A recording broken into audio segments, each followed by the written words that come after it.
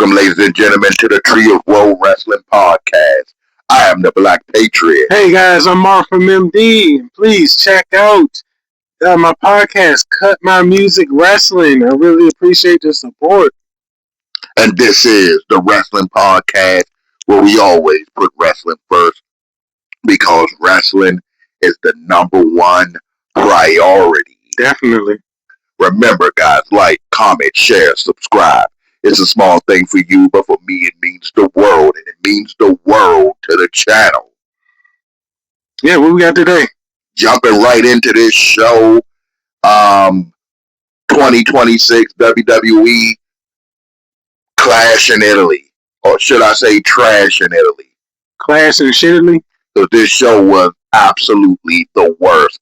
It was the worst. It was the most boring piece of garbage PLE I've seen in a while.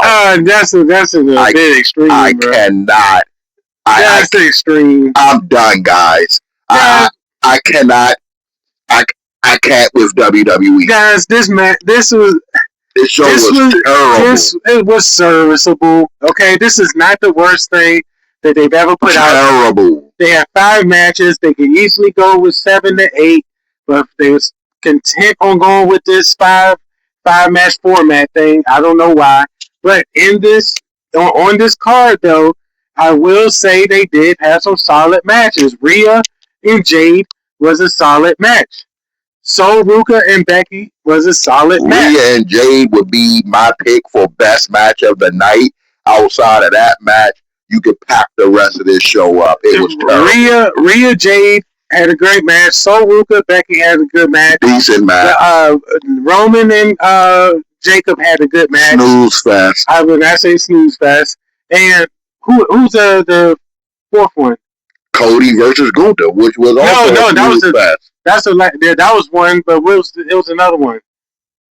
Oh, Oba Finley versus Brock Lesnar. Damn, I had to forget that. Oba, it was terrible. I don't have my notes in front of me, but yes, Oba versus. I have my notes in front of me. Oba versus Brock Lesnar. Terrible. So this is where we're getting right here. And I would not say that was a terrible match. The only bad match this card had was the Cody Gunther match.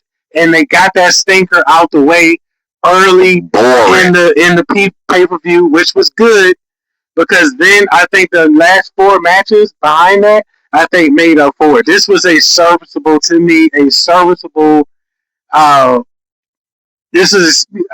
serviceable PLE. And we're going to break it down segment by segment, match by match. And what I want to point out, bro, you're saying serviceable. Yeah. Nobody pays $30 a month for ESPN or whatever these obscene ticket prices that WWE is charging for serviceable shows. This show was below serviceable. The show was terrible, yo. I would say that Back Trash was better than this crap. This was terrible. This was on par with night 1 of WrestleMania. This was one of the worst premium live events I've ever seen. I don't know, bro. That's to me, that's just an exaggeration. Ever since Triple H have taken control of this company, it seems like week in and week out, you get terrible Raws, abysmal SmackDowns, and towards the end of the months, you get these BS shows. Just a snooze fest. I almost fell asleep multiple times throughout this show. And we're going to get into it. The show starts off with Cody Rhodes, the WWE champion, versus Gunther, opening up the show. What you got on Cody versus Gunther? Yeah, Cody versus Gunther. Once again, like I said in the beginning, this was a stinker. And like I said, it's just an abrupt ending. Cody is known for putting on good matches. I think the reason why this was not that good was I don't think Cody's style and Gunther, I don't think they clash. Some people just don't have chemistry. And I think the chemistry and balance really kind of showed in this match. And then going into the abrupt ending, just how the thing ended, just out of nowhere, it was like, okay, that was it. But what they're trying to do is, which I do like, is they're trying to set up for the future for another rematch because Gunther had his foot under the rope. And so, obviously, in wrestling terms, if your foot is under the rope or your foot is on the rope, if the ref is about to count, he stops the count, and he breaks it, and then that's it. So that was Gunther's whole argument after the match. The commentators even brought it up immediately after the match. So I was like, okay, this is where they're going with it. So it gives Cody gets to keep the title, Gunther gets to save face because this is not just a flat out loss. And obviously some shenanigans was involved here. So he saves face into the next matchup. Cody is a strong wrestler, and we've established before that Gunther is a good hand. So I don't think it was the match. To me personally, there was nothing wrong with the wrestling of this match. What was wrong with this match is the flimsy story and both wrestlers being two of the most boring current wrestlers on the roster. Cody Rhodes is in the midst of a disaster World WWE Championship reign, and Gunther is one of the most boring wrestlers. Cody's not boring. His booking is boring. You put these two together, and you're going to have a stink fest because, simply put, nobody cares about this match. Cody's not boring. His booking is boring. Gunther, when he was Walter, was actually better. But he came to the main roster. He ain't Walter anymore. And adjusted his wrestling, and it's just not the same. And he's boring. But also, Gunther's booking is terrible. The booking makes these people... guys, I'm going to bring up something real quick. The Grande Americano characters, these are meant to be joke, throwaway, burial characters. AAA put on... AAA had an event where they had Grande Americano, which is Chad Gable, the original, versus the new Grande Americano, Ludwig Kaiser. And so this match was so good. Both characters got over. Were so over. This was Austin levels of excitement in that arena that these guys got. Because the match felt special.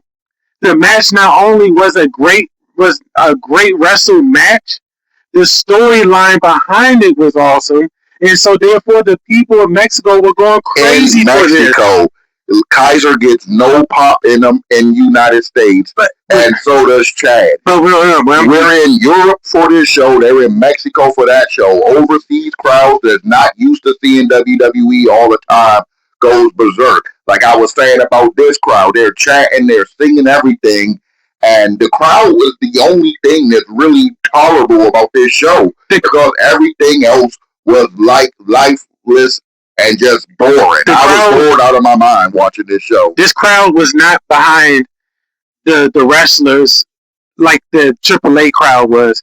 The AAA crowd actually was excited for that match. Like when Ludwig won, it felt special. When Chad took off the mask, he's bleeding, and the crowd is popping for Chad and going crazy, and he hands over the mask to Ludwig, and Ludwig looked like he wants to cry. And it just felt special. Now, these are throwaway characters in WWE. WWE would not be able to book something like this that feels like something.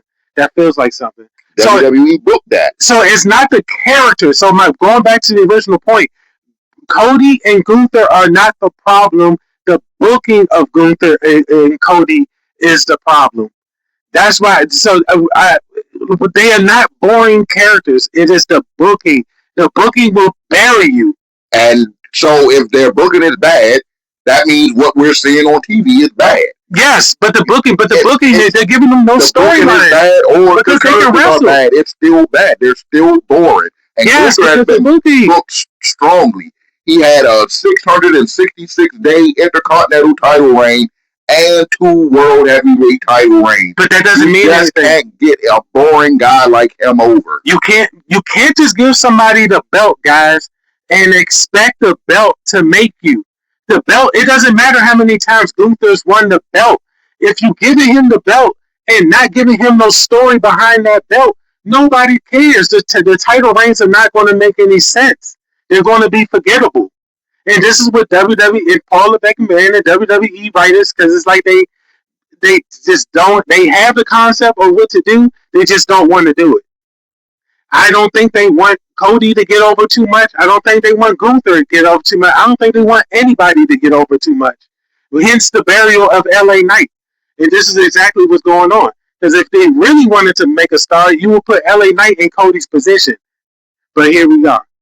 Next, you get to my opinion, the best match of the night is for the WWE Women's Championship, Rhea Ripley versus Jade Cargill, your second WWE champion. The women's version of the WWE champion is opening the show, which makes no sense.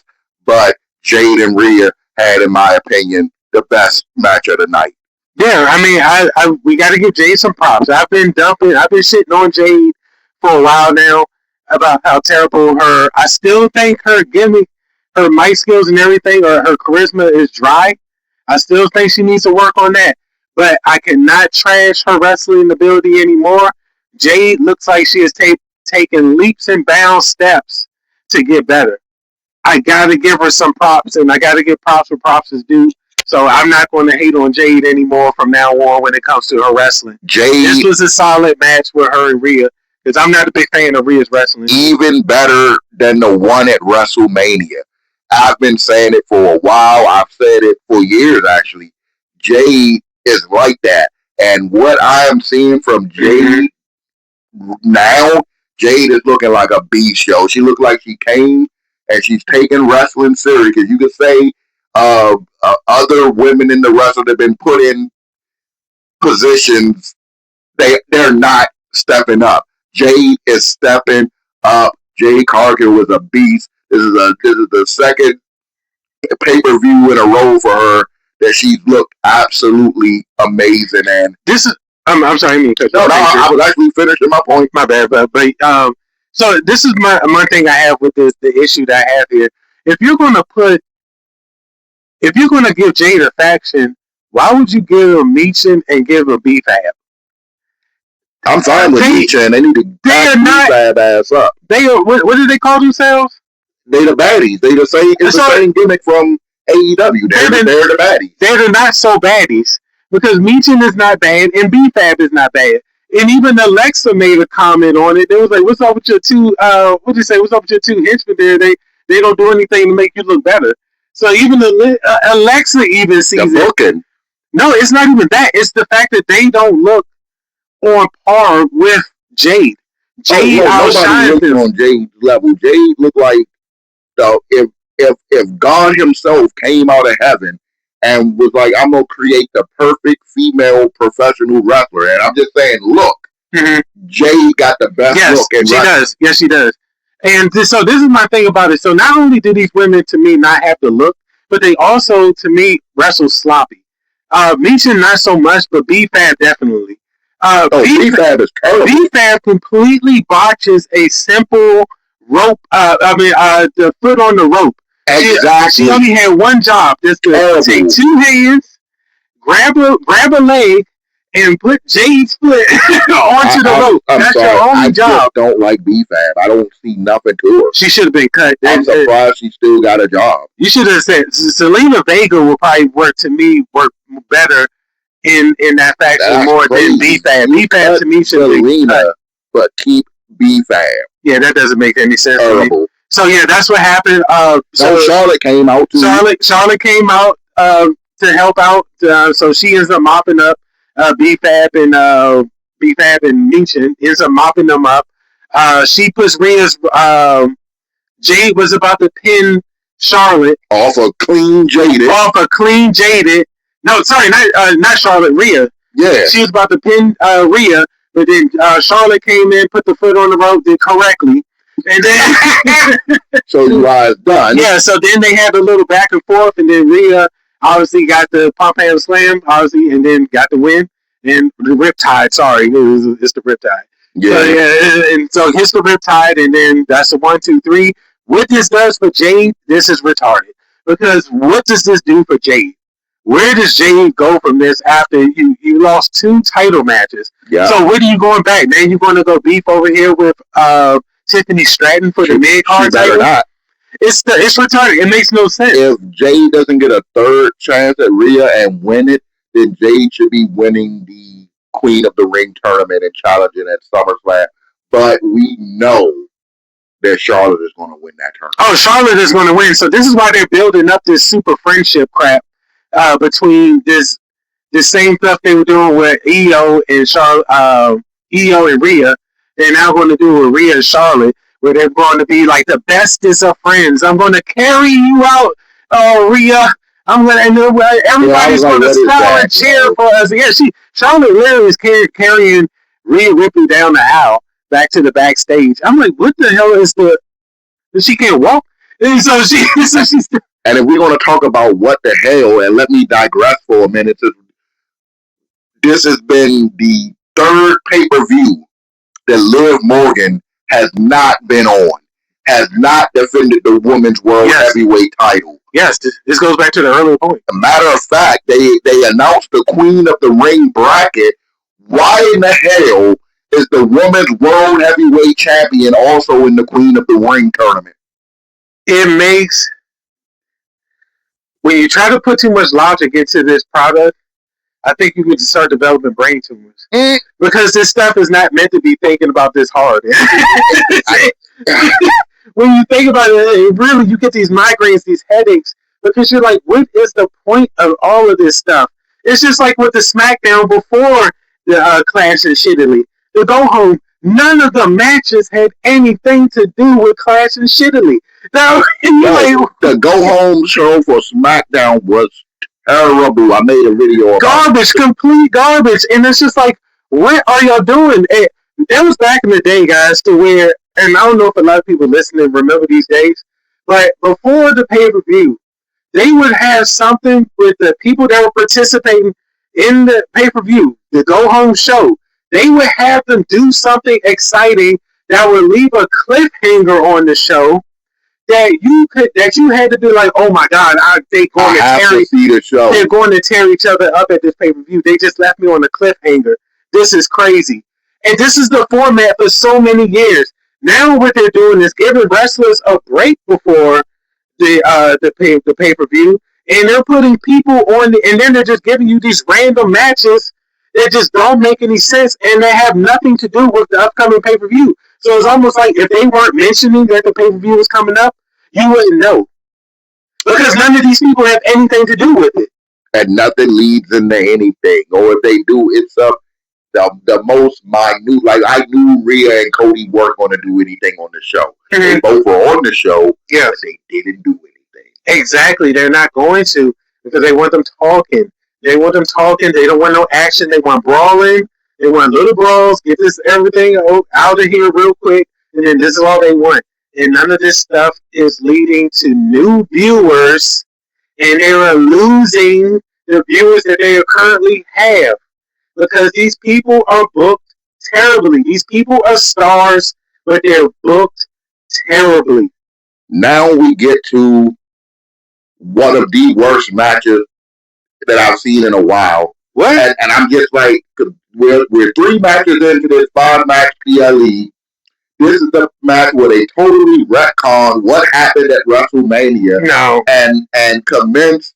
I'm not going to say Oba is buried, but he definitely looks like a clown now. I mean, this is where Patriot and I strongly disagree on this. Go ahead and explain your point. You get Oba Femi. You're building him up like a machine, like a monster, like he can't be stopped. He faces off against Brock Lesnar and beats this man in like 3 minutes at WrestleMania. Brock retires. Sent this man packing into retirement only for Brock to come out of retirement and mop his ass up. He mopped him up 2 weeks ago on Raw with the 4 F5s, and we get the Clash in Italy, and Brock mops Oba Femi up again. And just to do it in this 7 F5, this wasn't even a match. Like, this match was boring, terrible. I could have went in my bathroom and took a shit and came back and it was over. Like, terrible match. Guys, I hate the premise of the match. I hate everything about it. Guys, this match makes sense. It makes sense. This is why they did the open challenge, because the open challenge made no sense. After Brock got mopped up at WrestleMania, they had Oba come out and do these open challenges. I was like, okay, this is some of the dumbest booking because Oba doesn't even have a belt. So it's like, why is he doing open challenges? Because what you're doing is creating a storyline to where the fans are going to eventually be waiting for somebody to come beat Oba. And then when that person does come beat Oba, that person is going to get over and make Barry Oba. So I was like, why are they doing this? This is beyond retarded. But now it makes sense because they were setting it up for the Brock Lesnar. I was like, okay, Brock Lesnar too. I said, okay, this is making sense because I think this is good. You have your story. You're building a story here because we always complain about WWE and the lack of storytelling, right? So the story is now that Oba beat Brock so bad that Brock went immediately into retirement after the match. Brock thought on it, sat on it, and got pissed off, trained, and was saying, hell no, I'm going to come back and whip his ass. Comes You're back. filling in gaps. They never told us anything like that. They never told us that Brock was stewing on it and angry. No. I'm putting. Yeah, you're filling in for them. I'm filling in for them to where this because I'm like it had to be this because Brock was pissed off, and I'm going off of the Brock promo where he talked about like the fire was burning, like he was pissed off that he wouldn't have thought about it, was like, yeah, I've taken these ass whippings, and you gave me the worst one I've ever taken. But that like lit a fuel in him like a fire, and I was like, so Brock comes back for the second win. So now Brock thinks he's at peak form because he just mopped up Oba. Now they come for the third match. Not Brock beats. Oba beats Brock. And then that was because that was so that Oba is the strongest. So not only so, Oba beats Brock so bad in the first match that Brock retires. Second match, Brock beats Oba. That pisses Oba off, so he has to go to his final form. So he comes back third match and beats Brock. That right there establishes Oba. Then later on, you have Oba go for the world title and actually have him win the world title because that's the only place you can go from there. He could have been there already. You don't need three matches. Yes, it did. The way he went over at WrestleMania established Oba as the next guy, with Brock Lesnar putting him over, going out on his back, and staying retired, established Oba. No, because they had to go with the Roman matches for this. Roman had to go with they were already setting up the Jacob and the Roman bloodline, the storyline thing. They're going to ride that out for a while. So that title is occupied. The only title that Oba can go after is the Cody title. And they already got Cody tied up into, and so Oba and Cody fighting right now would make no sense. It would do nothing for Oba, and it doesn't. Why would it not? They could have moved Oba directly into Gunther's spot. Gunther didn't already have that title lined up with Cody. So you want to see Oba? This all happened after WrestleMania. So you want to see Oba take the L? So instead of Oba should win regardless. Instead of Jacob versus Roman, it could have been Oba versus Roman. Instead of Gunther versus Cody, it could have been Oba versus Cody. Roman versus it all makes sense. It makes sense. All this happened after WrestleMania. Only person Gunther beat was Seth Rollins. Only person Jacob Fatu beat was Drew McIntyre. Oba Femi beat Brock Lesnar. Brock Lesnar is more than Seth Rollins and Drew McIntyre. How is the guy that beat Brock Lesnar not getting the title shot, but you beat Drew McIntyre and get a title shot? You beat Seth Rollins and get a title shot? No. Oba could have been in any one of those positions. Oba, it makes no sense because they've been riding even before WrestleMania. They've been riding and setting up the bloodline stuff even before then. They've been setting up this storyline. And it makes more sense because the more I thought about it, I said they should have Oba go for the title, but I think it's too soon. What is the logic? I don't think they're ready to put the belt on Oba. If it makes sense, what is the logic behind it? The logic behind what? You said that this storyline with Oba and Brock makes sense. What exactly is the sensical part of this? It makes sense that Oba, once again, I broke it down. You did break it down. Oba beats Brock. But I'm saying, beat him so bad that he retires. Okay. Brock goes back, gets pissed off. Now Brock comes back and thinks he's at his top form. He comes back the second time and beats Oba. Now this is motivation for Oba to go to his final form, and then he comes out and he beats Brock the third time. You set up a trilogy. This is not Dragon Ball Z. We don't need final forms. They done this at WrestleMania was enough. This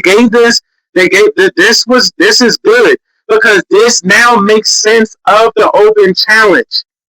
Now the open challenge now makes sense. Now I'm like, okay, I like what they did with that. Once again, yes, it's easy to dump on everything that WWE does, but once again, sometimes they do something right. And when they do something right, I gotta give it props. And I think they did the right thing. They were building up Jacob. They were building him up as a top monster. It wouldn't make sense for Jacob and Oba to go each other because they're both being built up right now. So you don't want one of them to take an L to each other. So they put Jacob over here with and he's feuding with Roman, and you got Oba over here feuding with Brock. Both of these are going to establish them. I don't understand what this loss right here does for Jacob to Roman. To me, that doesn't make any sense.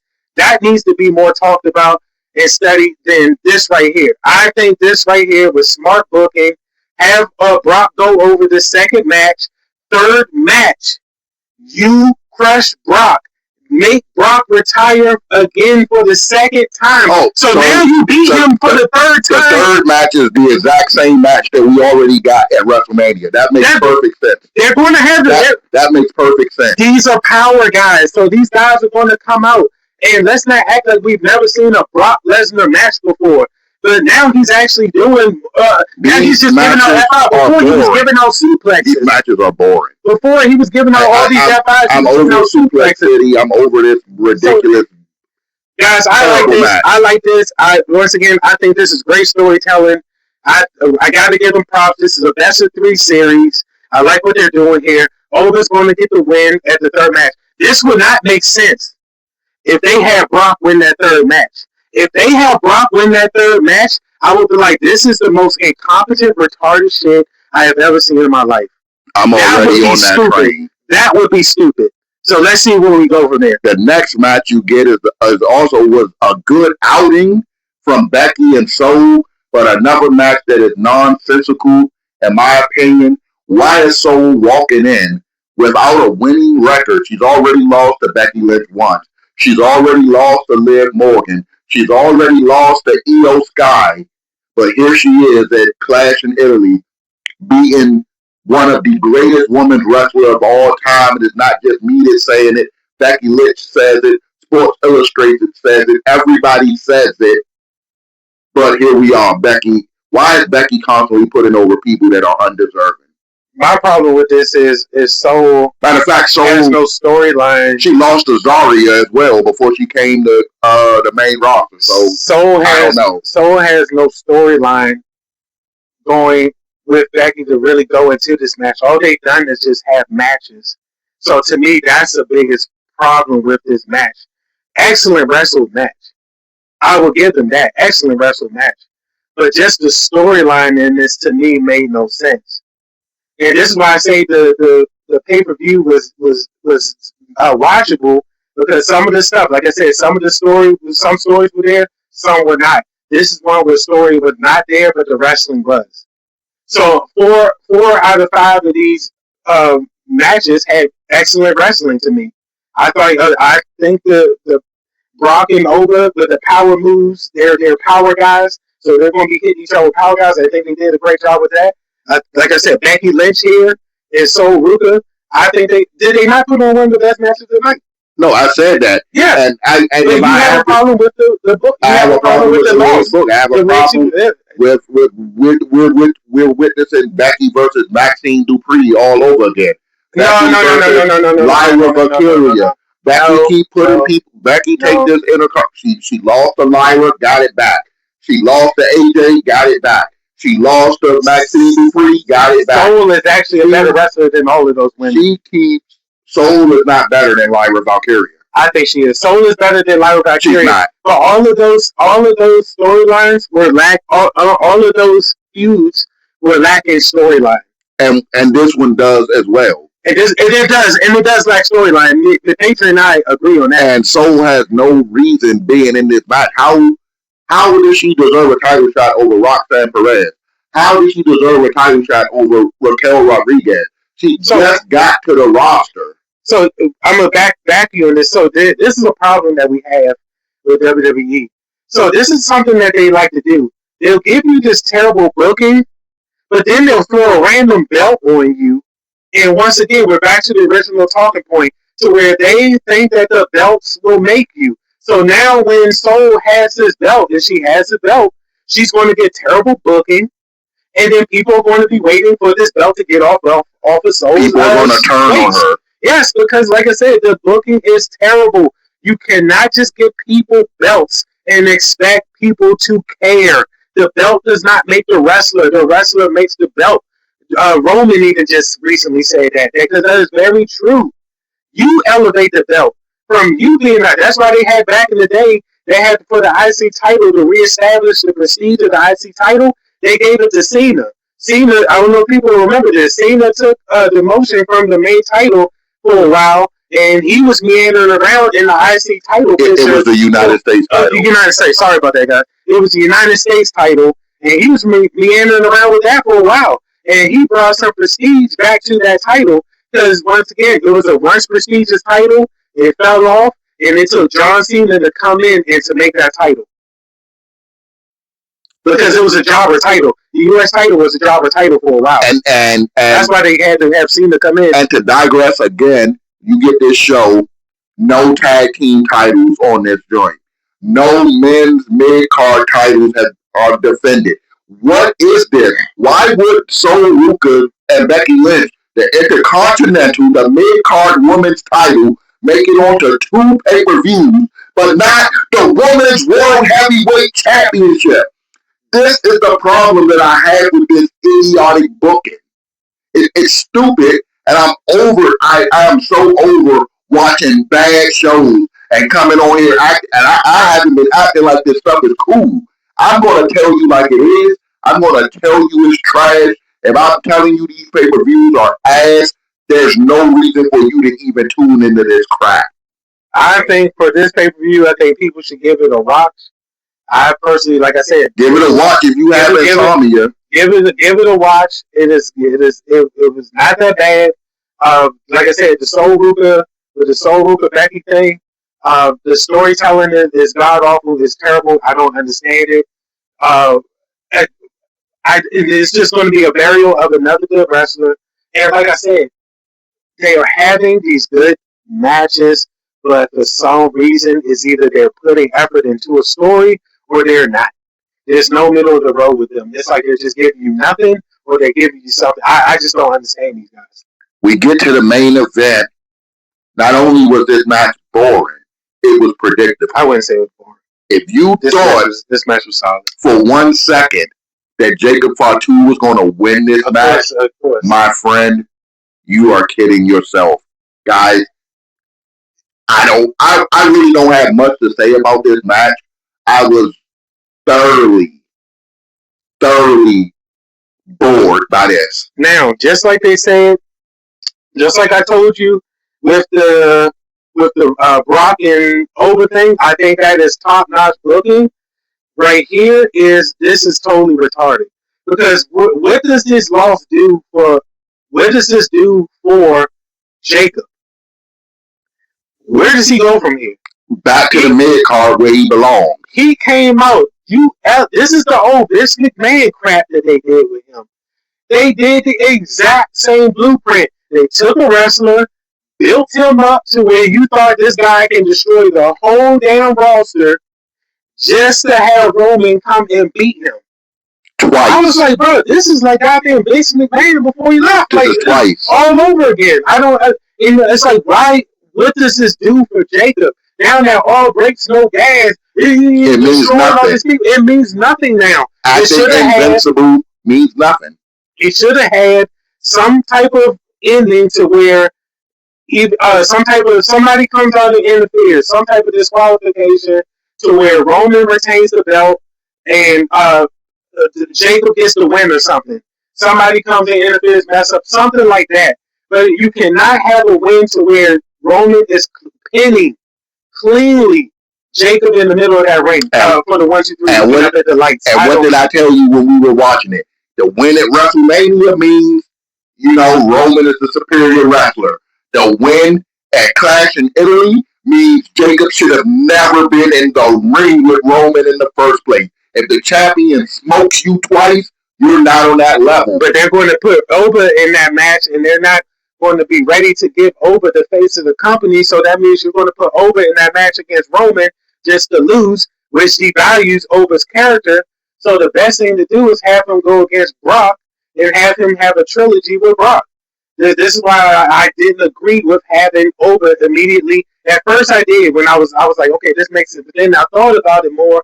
I said, no, that's actually going to bury Oba, because I do believe they want Oba to be the new Brock Lesnar. I do believe they do want him to be an attraction. I do see that. So it seems like they're setting it up for it's Roman, Cody, Gunther, and I think Oba's going to be that fourth guy. Because Seth isn't somewhat there, but he's kind of blended into the main card now. They want to get Braun Breaker there. I could tell they want Braun Breaker there. So I don't think they're trying to get Braun there. I just don't think Braun is that guy. I really do believe Braun is just a mid-card guy. I don't see this guy as like I don't see him as a main event or world champion type. And I really do believe him versus Oba. I don't see it. And I really do believe that this pay-per-view, this PLE, whatever you want to call it, was mid, but not just like mid, like a C or a D or a 5 out of 10. This was lower than I expected mid. If I had to grade this show on a scale of A, B, C, D, E, F, G, I would give this show a D minus. I'm sorry. It was boring. I fell asleep multiple times. I don't want to put you on the spot for saying I'm sorry. I looked over, you were asleep too a couple of times. So we can't stay awake. These shows are terrible. No, it's not. That was another reason why I knocked out. But it was not because the show or the wrestling matches were terrible. That was something else, but I'm not going to put out here on the thing here. But good matches. I will say this. The women led the way. Jade Cargill versus Rhea Ripley and Becky Lynch versus Sol Ruka. The rest of the card packed that crap up. Oba versus Brock, great match. Charlotte, Rhea, Jade, Sol Ruka, Becky, Roman, Jacob. I'm sorry, guys. I give this a B plus. Like, I think this was a watchable, a serviceable PLE, and I will advise you to go watch it. I think they had some great wrestling matches, besides the stinker that was the first match. And that match was really a stinker because, once again, I think it was a clash of styles, and also it ended abruptly. It was almost like Cody was trying to get the hell up out of there. Like he's pulling the Brock or something. I don't know what was up with that. And to answer the question that's probably on every wrestling fan's mind, this show was nowhere near AEW's Double or Nothing. Oh no, it doesn't even touch Double or Nothing is like an A plus. That's because the wrestling matches on there are bangers. You just don't care about a lot of the people in these matches. But once again, and they have more matches and they're more brutal. But yes, like I said, this is another WWE pay-per-view. We can chalk this up. We don't want to chalk this up into one of the worst pay-per-views that they've done, but we can sit there and say this was one of the most serviceable ones that was, to me, entertaining that you could watch and follow along with. I do believe that. Once again, some of the stuff that's just happening in these matches don't make any sense. I don't understand Jade losing twice. That, to me, that just makes no sense. And what did I just say? If the champion beats you twice, you're not on their level. But Jacob that's what they want from Rhea. Makes no sense. Jacob is mid. He should lose to Roman. It makes no sense. But yeah, there you go. Guys, that was WWE Clash in Italy 2006. Clash in Italy. I did not like this show, but hey, I guess it was different opinions. There's something for everybody. I'm the Black Patriot. Hey, I'm Art from MD, and please remember, check out Cut My Music Wrestling Podcast. I appreciate the watch, and you guys be safe. Guys, thank you. Hit those bell notifications. Like, comment. I'll be here. I will always be here. bringing you the dopest wrestling content on the net. Thank you guys. Peace out and be safe. You say